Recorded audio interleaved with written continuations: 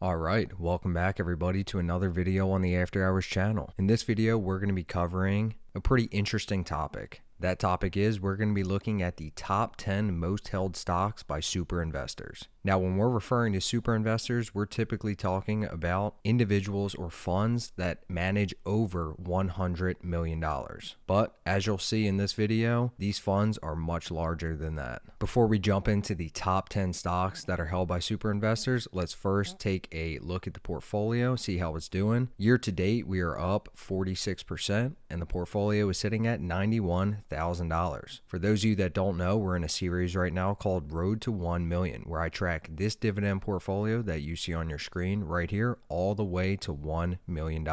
You guys will be able to see my trades, which are typically weekly. I'll be giving you guys a heads up on which companies I'll be buying in the future, and I'll show you what it's like to invest in today's market. If that sounds like something you're interested in, then stick around. Without further ado, let's take a look at that list. As you can see, coming in at number 1, the most commonly held stock by super investors is Google, or Alphabet. That's really not surprising to me. It's an amazing company. So what we're going to do, we're going to take a look at the financials of all these companies. We'll see if we can put a fair value on them, and we'll determine if I think it's a buy, hold, or sell right now. Before we take a look at the financials, here are all the portfolios that currently hold Alphabet. Feel free to pause the video or take a screenshot if you want to look for a specific portfolio manager or fund. All right, moving on from there, let's see. Google is currently trading at $132 per share. So for the uninformed investor, that may seem like a discount. That's not that expensive compared to other companies like Apple or Microsoft. But as you know, on this channel, we look a little bit deeper. Let's take a look at some of the financial metrics of this company, a quick overview. Market cap currently $1.6 trillion, so massive company. Current PE is 25, forward PE of 20, so a little bit more on the expensive side in my opinion. Taking a look at the balance section, cash on hand, they have $120 billion. They're only in debt $13 billion,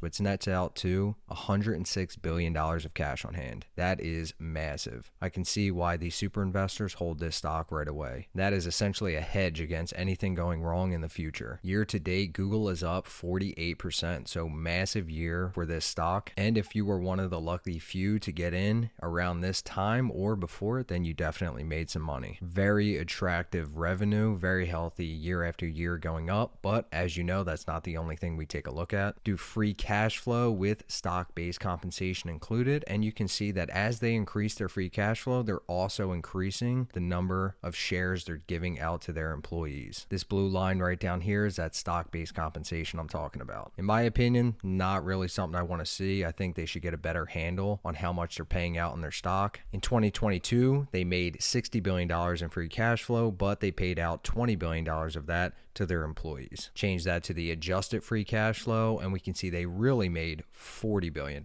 which is still a ton of money, but they're taking a lot off the table by paying some of their executives and employees. Again, taking a look at the net income, looks pretty healthy, except for the drop in 2022. You know, we love looking at the outstanding shares on this channel, and as you can see, they were diluting shareholders by issuing new shares, but it looks like around 2018, they started buying back their own shares. Hopefully that continues in the future. So that's a good sign in my opinion. They're using some of that cash. Taking a look at the return on capital employed, it's not bad. It's around that 15% on average, with 2022 being around that 25%. So that's really good in my opinion. Most companies you'll see in the market are less than 10%. The analogy I always give for return on capital employed is essentially if Google were to invest $100, they got $125 in return. It shows that this company knows how to manage their money and invest money and get a return on it. Jumping over to Robinhood right now because they have an integration with Morningstar, so we can see that the research report for Google, as of right now, they have the fair value at $161 per share. Economic moat as wide, uncertainty high, and stewardship exemplary. Compare that $161 valuation, or I should say fair valuation, to what it's currently trading at, $133 per share, and it looks like Google is a buy. In my personal opinion, I do agree with this. I think it's a great company. They have a ton of cash on hand. Their financial metrics look really good. with only minor adjustments I would make, but overall, great company. I just wish they paid a dividend. Moving on to number 2 in the top 10 portfolio list, and that is my favorite company in the market, Microsoft. If you're interested in seeing all the portfolios that currently hold Microsoft, they are on your screen right here. And it looks like the top portfolio that currently holds Microsoft is none other than the Bill and Melinda Gates Foundation, with a total value in this stock of $12.4 billion.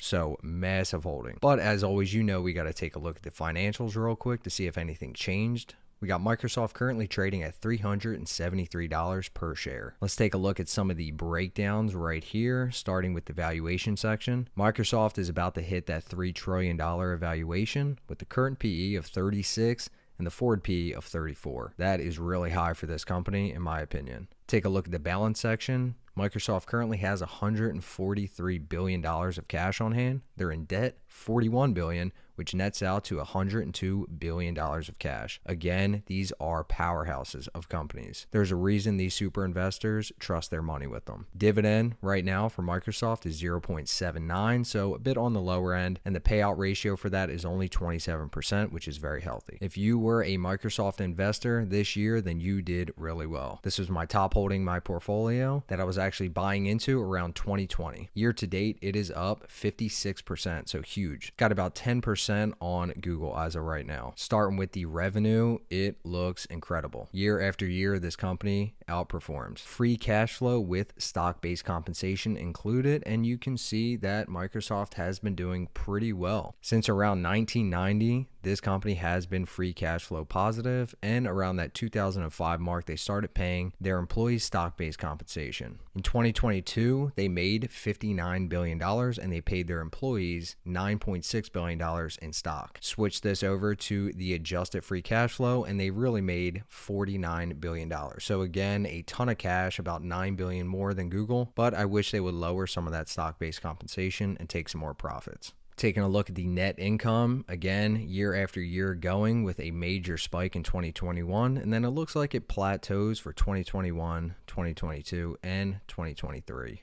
Nothing to worry about, in my opinion. This is a dividend portfolio, so you know we got to take a look at the dividend, and it looks like year after year, about every 4 years, they raise their dividend. With a low payout ratio, you know that this company can continue to pay that dividend in the future with no unforeseen cuts. Taking a look at their outstanding shares, it looks like Microsoft has been buying back their own stock. In other words, they are not diluting their shareholders. Returns on capital employed are very, very healthy. They're averaging around that upper 20 percentile, and some years going even higher than that. In 2008, 52%. That is massive. That is a huge return on their invested capital. Let's take a look at the research report and see what Morningstar has to say. They have the fair value of Microsoft at 370. They have the moat as wide, uncertainty medium, and stewardship exemplary. Do I think Microsoft is a buy, sell, or hold? In my opinion, I think it's a hold for right now. This company has had a huge run up this year, and I'm going to be waiting for some dips in the future to buy back in. Moving on in the list, and because Google is on this twice, we're going to be skipping that, and we're going to be looking at Meta. We're going to have that as the third most held stock. What portfolios hold Meta, you may be thinking? They are right here on your screen. Feel free to pause the video or take a screenshot to get a better look. But again, some of these portfolios have multi-billion dollars worth of this holding alone. Taking a look at Meta, currently trading at $322 per share. Let's take a look at some of the financial metrics, starting with the valuation section. Current PE of 29 with a forward PE of 19.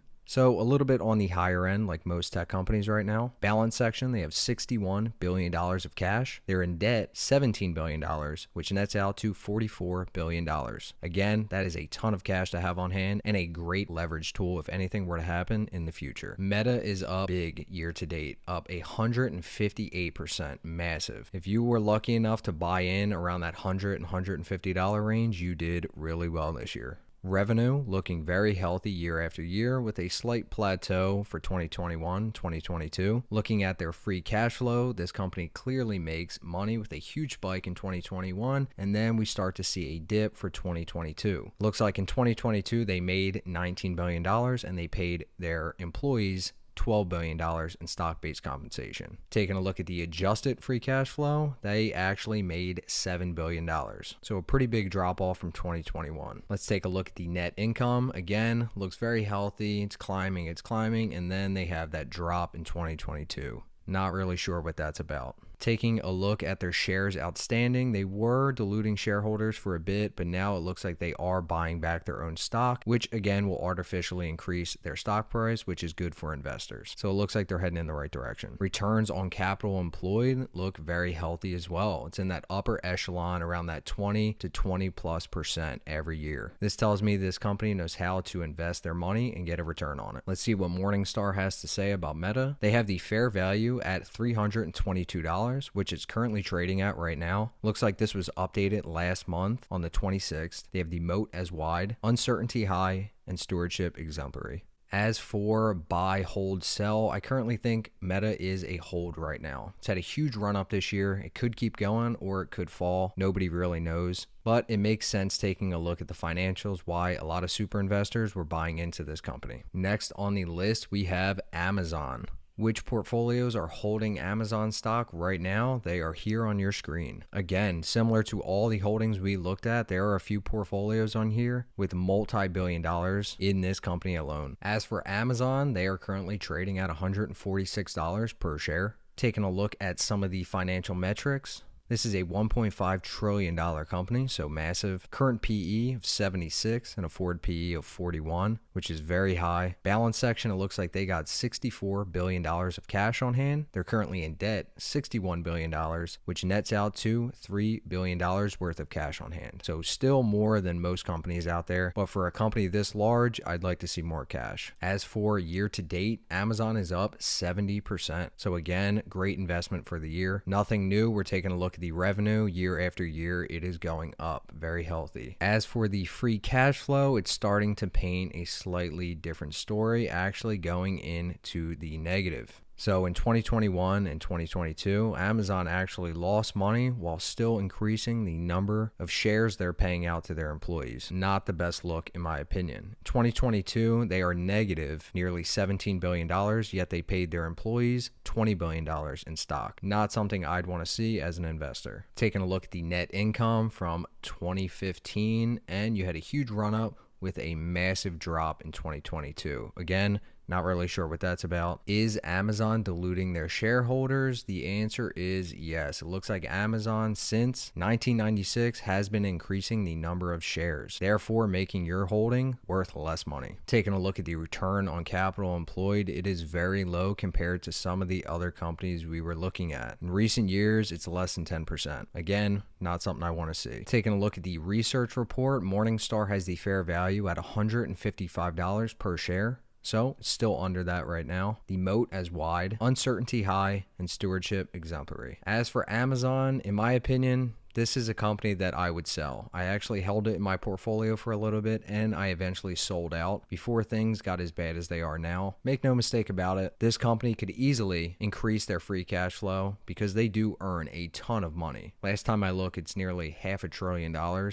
But they consistently report that they are losing money each year. Maybe it's a strategic play for the future, but as of right now, I would say Amazon is a sell. Next on the list, and that is Visa. Who holds Visa stock, you may be wondering, and they are right here on your screen. Coming in at number one, it looks like the TCI Fund Management with a total value of $3.8 billion. That is massive, and it's one of the largest funds in the world. Now, I actually just made quite a few videos on Visa stock. It's one of my largest holdings. If you're interested in that, feel free taking a look. I do a deep dive on this company. But currently it's trading at $256 per share. As for the financial metrics, valuation section, it's a $500 billion company, current PE of 31 and a forward PE of 25. So on the higher end for most companies, but Visa typically trades at a higher PE. Balance section, they have $20 billion of cash on hand, They're in debt $20 billion as well, which nets out to negative $335 million.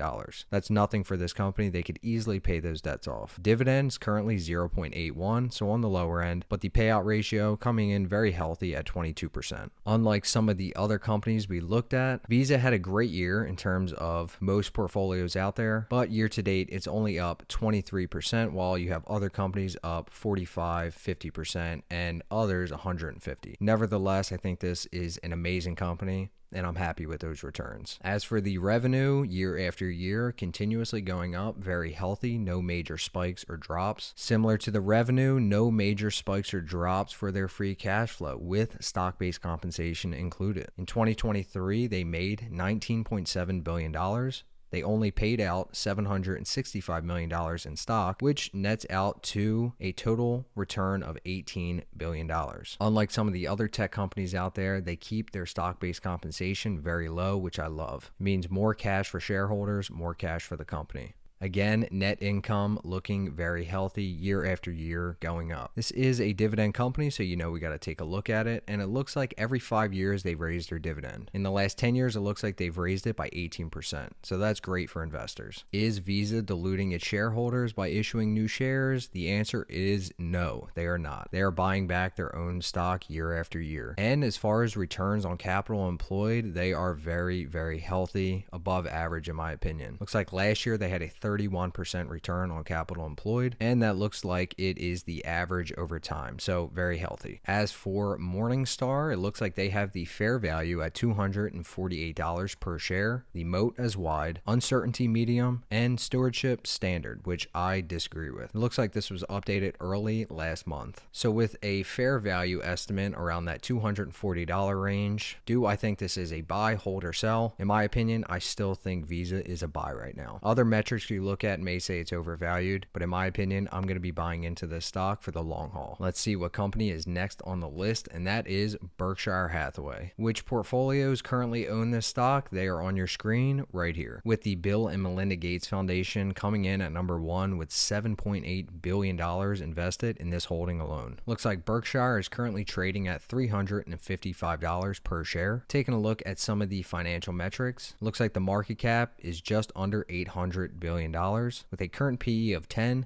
and a forward PE of 16. So definitely on the lower side. Balance section, it looks like they have $157 billion of cash on hand. They're in debt $122 billion, which nets out to $34 billion of cash, much more than a lot of the companies out there. As for the performance year to date, it looks like the holding is up 15% for the year. So not bad, but not great in comparison to some of the other companies we looked at. Let's take a look at the revenue, and it looks very healthy, going up year after year with a few spikes in there. As for the free cash flow, again, it looks like it is very healthy, but we start to see a drop off for 2021 and 2022. Looks like 2022 they made $21 billion of cash. A great thing about this company is it doesn't look like they pay any stock-based compensation. Taking a look at the net income, and things start to change a little bit. Not really what I would like to see. Got a few major dips and peaks, with a major drop for 2022 actually in the negative. As for outstanding shares, it looks like Berkshire is actually diluting its shareholders for a long period of time, and it looks like recently they have been buying back those shares. So if you're a recent investor, that's good for you, but if you've been holding this stock for a while, then it looks like they were diluting you for quite some time. As for the returns on capital employed, they are very low compared to most of the other companies we look at and most of the companies in my portfolio. Looks like the highest they've had in recent years is 13%, which is above average, but less than most of the other companies we'll take a look at today. As for the Morningstar estimates, they have the fair value at a whopping $400, a bit higher than I expected, to be honest. They have the moat as wide, uncertainty low, and stewardship exemplary. So, as for Berkshire Hathaway, in my opinion, I think this is a sell. I held this stock for quite some time,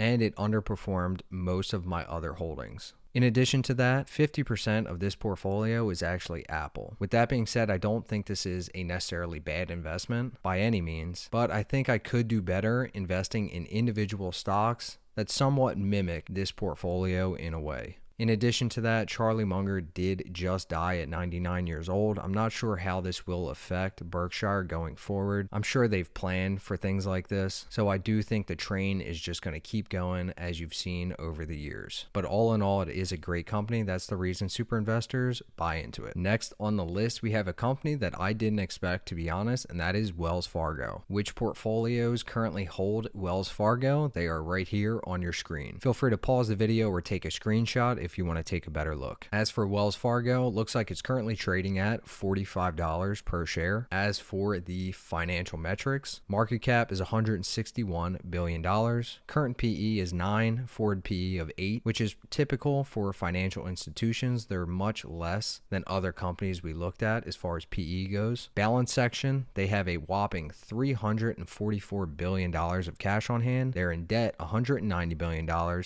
which nets out to $154 billion worth of cash. That is a huge amount of cash on hand. As for the dividends, currently trading at 3.1, so on the higher side, with a payout ratio of 27, which is healthy. Let's see how Wells Fargo performed compared to the other companies, and it looks like they are up year to date 7.7%. So underperforming all of the other companies we looked at so far. As for the revenue, we saw huge spikes around that 2010 period. It looks like the company plateaued, and then we saw a dip.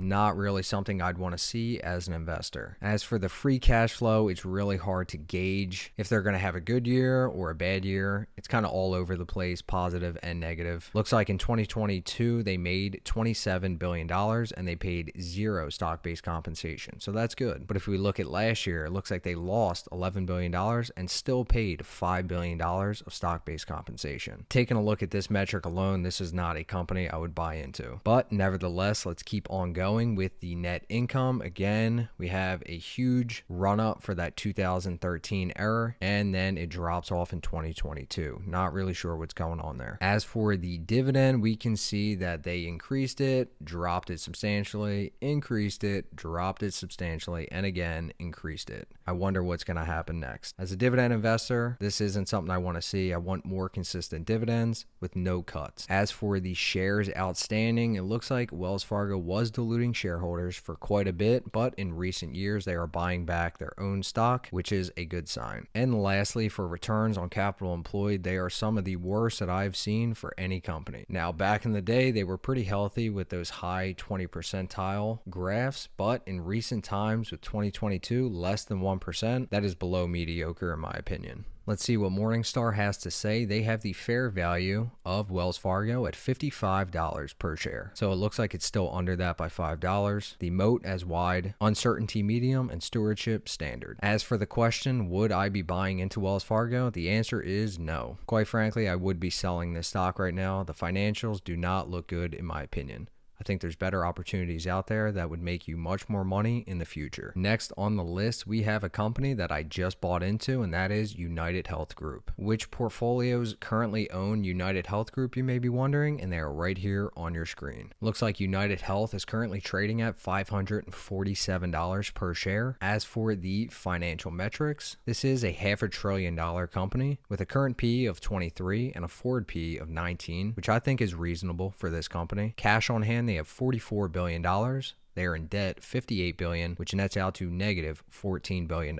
As you'll see, this company could easily pay those debts off within a few years if they wanted to. As for the dividend yield, it's coming in at 1.3 with a payout ratio of 30, so healthy. As for year-to-date performance, this company is definitely underperforming the market with a 5.5% return year-to-date. As for the revenue, I mean, it is like a rocket ship, year after year going up. In the last 10 years, increasing by over 11%. You know, we got to take a look at that free cash flow, and again, year after year just going up. This company clearly knows how to make money while keeping their stock-based compensation payouts very low. In 2022, they made $23 billion and paid out just under $1 billion in stock-based compensation. If we take a look at the adjusted free cash flow, they actually made $22 billion, so a ton of money. Similar to the revenue and free cash flow, the net income is looking very good. As for the dividend, it looks like every 5 years it is increased. Within the last 10 years, they've raised it by 21%. That is great for dividend investors.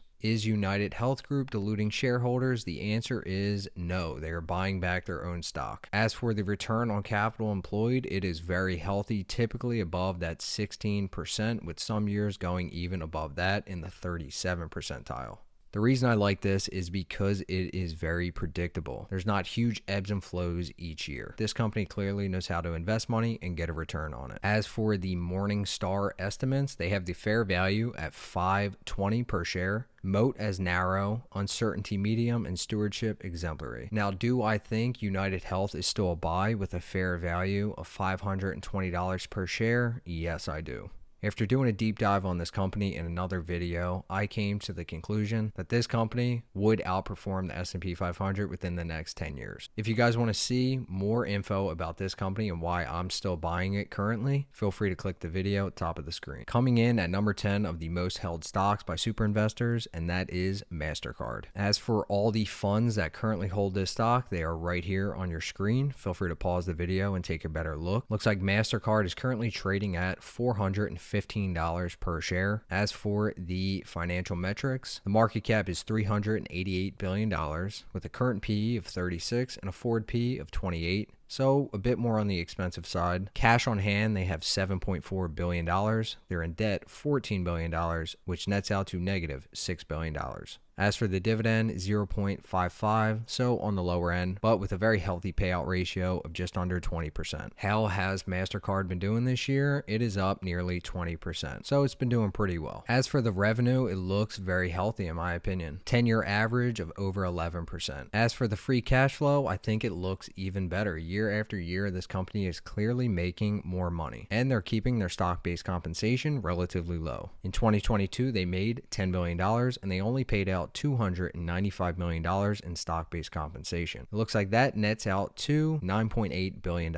As for the net income, it's similar to the free cash flow, again, year after year going up, with a minor drop in 2020. Similar to a few other companies we looked at today, and it looks like they are paying out an increased dividend every 5 years. So it looks like 2024, they will be raising their dividend. As for shares outstanding, it looks like Mastercard is buying back their own shares. So very healthy. Now, for the winner of returns on capital employed today, Mastercard takes the cake with a very, very high percentage of return on capital employed. In 2022, it was nearly 50%. That is very good for any company in the market. And lastly, let's take a look at Morningstar's rating for this company. They have the fair value at $406 per share. The moat as wide, uncertainty medium, and stewardship standard. Now, with a fair value estimate of $406 per share, do I think Mastercard is still a buy? Yes, I do. While I don't own this stock in my portfolio, I prefer Visa, I still think this is a buy. Just based on the quick financials we took a look at, this company is clearly making money and it's very well ran. So for that reason, I think it is a buy. All right, that is going to bring us to the end of the video. That is the top 10 most owned stocks by super investors. If you guys enjoyed the video or you learned anything, subscribe to the channel. There will be plenty of videos like this in the future. And if you want to see some exclusive content, feel free to check out the Patreon down in the link in the description. But with that being said, I'll see you guys in the next one. Take care.